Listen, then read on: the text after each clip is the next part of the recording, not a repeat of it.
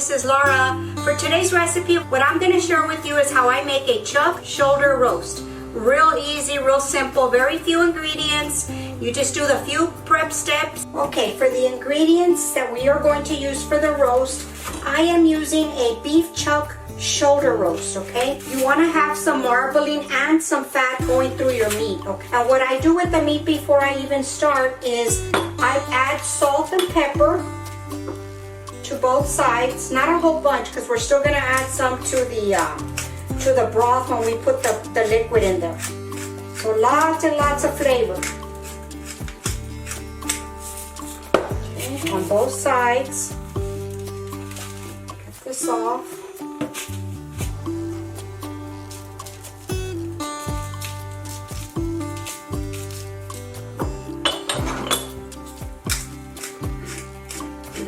Then I just push it in, so when I turn it over, I don't lose all my seasoning. Okay, we're gonna put this to the side. I do take out the meat and leave it on the counter about an hour before I'm gonna use this, so that it's not ice cold when you pop it into the pan, and lower your heat temperature. Okay, we are gonna take one onion.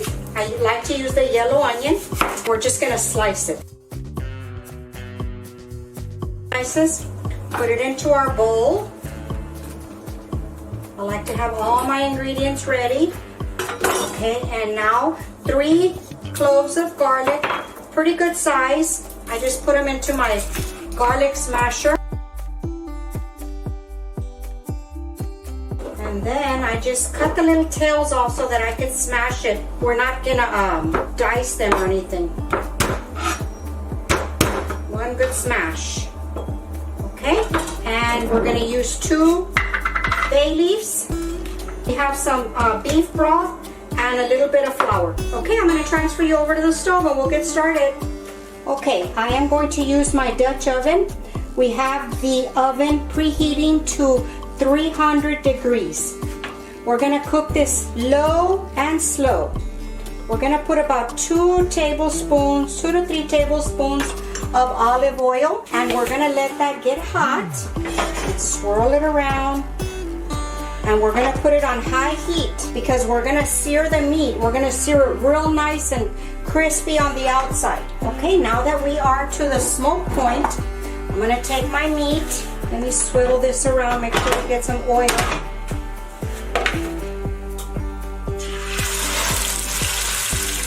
You hear that? That's exactly what you wanna hear. All that sizzle. Now you don't wanna touch the meat at all right now. Okay, because if you try to move it right now, it's going to stick to the bottom. So just let it be and let it sizzle for about 4 minutes. I'm going to pick it up. You see how it doesn't stick? Look at that. Okay, we're going to swivel the oil around again, turn it over, and let it be for about 4 minutes. That has seared. I'm going to turn it to the side. Sear the side. You don't have to if you don't want to. I just like to. It doesn't take it long at all.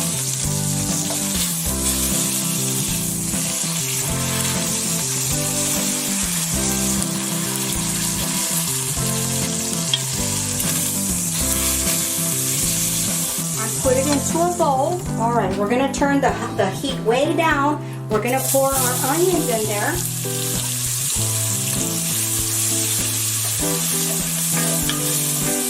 Going to get hot, but the temperature's already coming down. You don't want this to burn. Just break up all the onions. Okay, and we are going to throw in our garlic and our bay leaves. Those are translucent. They cook up pretty fast. So we are going to add in our flour. We're going to dust in our flour. About half of this flour. It's about 3 tablespoons. And we're going to cook this off. We're going to take our broth and we're going to add it a little bit at a time. We're going to put about a half a cup. We're going to scrape it all up until it thickens up, and then we'll add some more. See how fast it thickens up? We will add about another half cup. Stir it around. Scrape up the bottom. That's where a lot of flavor is. Put our meat back in.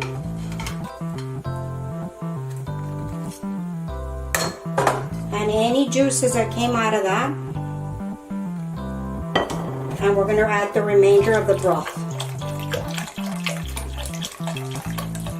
It may seem a little loose right now, but as it cooks down, it'll thicken up.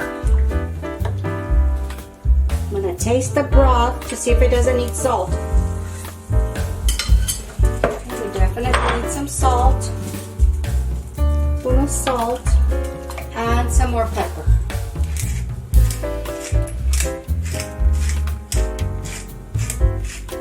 And that's it. Okay, this has come to the boil state, so we are going to turn this off. We are going to put the lid and pop it into the oven. I have my oven set at 300 degrees. I'm gonna let it go for about 3 hours because I already know that's about what time I like the texture of my meat.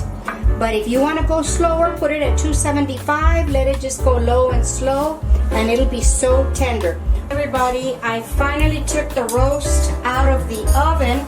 I checked it at the half time, and I just turned the meat over to make sure, but I want to show you what we're looking for here. I hope you can see how tender that is.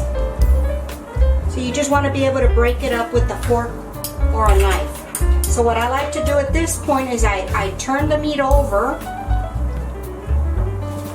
Just be careful and don't splash yourself.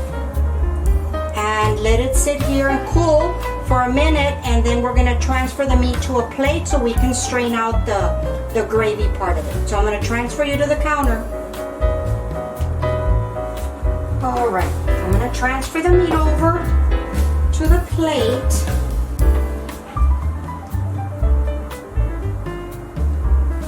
We're going to set that aside. We're not done with the bowl yet. With the pot, what we are going to do is we're going to transfer the gravy. We're going to run it through a sieve just so we can get everything out and it's smooth gravy. Then the spatula, we're just going to push this through like this. We don't want all this stuff in there. Because really the onions fall apart. You want a smooth gravy, this is what you want to do. Really nice and creamy. I'm gonna plate this up and I'll be right back. Alright guys, look at that. I'm gonna give you a close-up first. Doesn't that just look delicious? And then if you want to, I poured the gravy into a gravy boat. Let's go ahead and just pour some on here.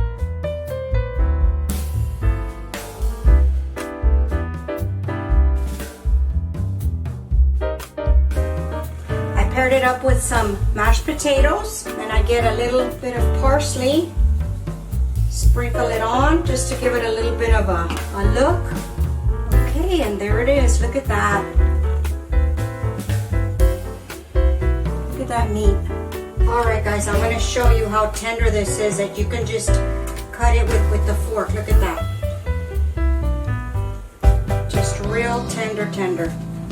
Just take your time with it in the oven. Don't rush it. It will be delicious.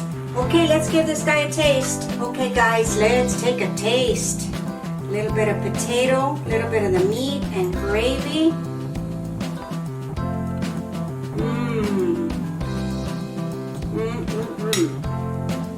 This is absolutely delicious. I hope you give this a try. This is so good. So good.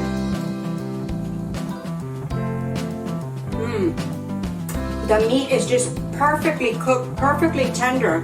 And the gravy just, it's just so smooth with the potatoes and the meat. It's delicious, guys.